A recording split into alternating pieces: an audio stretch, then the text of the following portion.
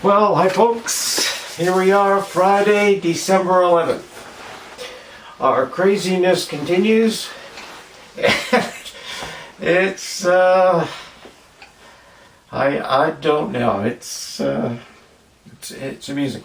Today we're going to sort of focus on China, because there's a lot of news about this sort of stuff going on. Of course, there's U.S. politicians, news is breaking. A lot of them were sleeping with the Chinese spy, apparently, or trying to, or wishing they could. Who knows? So we'll leave that to the people with more experience in that to talk about. But I find that sort of amusing. And it's interesting, a lot of the people who were going after Trump and his Russian thing, the time they were doing that, were supposedly sleeping with a Russian spy. Interesting. Go figure, man. Go figure.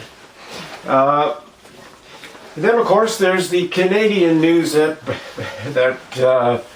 Rebel News broke yesterday about the Chinese military training in Canada. And that's sort of intriguing. I mean, sort of smart, right?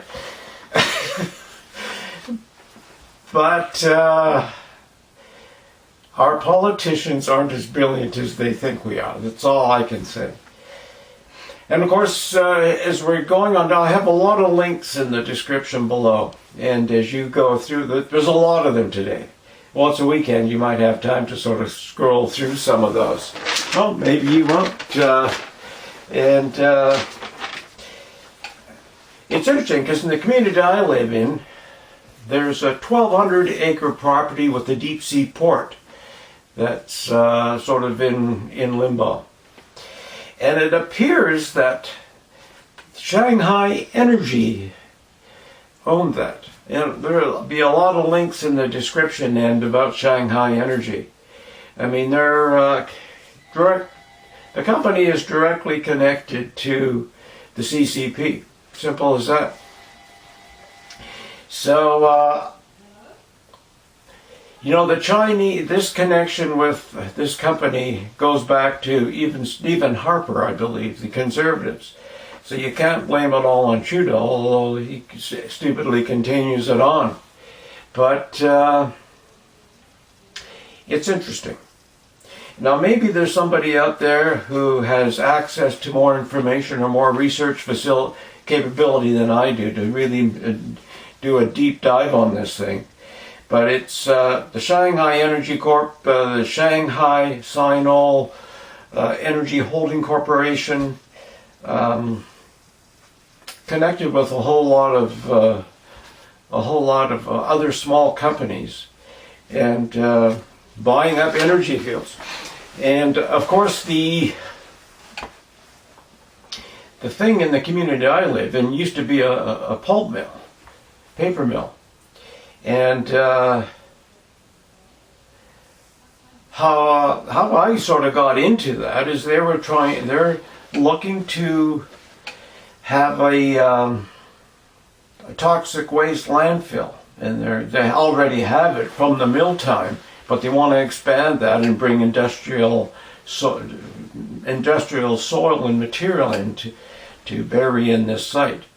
The interesting thing is, I think I've spoken about this before. When I first got that notice on my door that they were doing this, is that it's right on Discovery Passage, and you can look up Discovery Passage and see what a wonderful, beautiful spot it is. We got the mill has moved off and is now a contaminated site. So it's been in kerfuffle. There was people from Alberta getting involved, what have you, and how it ended up with the Shanghai Energy Corp, I'm not sure. But these groups go and go and go. So it also has a deep sea port, because that's how they shipped all their paper and everything out. And so a company connected to the CCP has its. And again, I can't verify this, so I don't have that kind of expertise, but if that be true, I mean, here the Chinese government has a deep water seaport in Canada. Go figure. And to me, that is probably more alarming than having the troops training here, or as alarming. And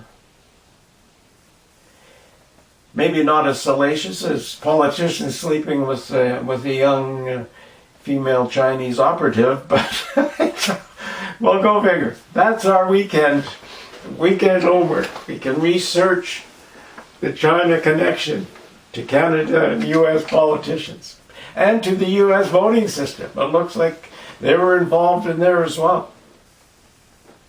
And we're allotted dotting along, wearing our masks, being part of the in crowd, just not paying any attention to all that. And of course, you have to say that the military thing was a couple years ago, unless they're still doing it that we're not aware of. But I'm sure Rebel News will be digging in on that. And maybe Rebel News can pick up this deep water seaport and send one of their reporters that could be a cool story. But anyway, it's just a short one today. Take care. We're gone into the weekend, so have a good one, and we'll see you tomorrow. Bye for now.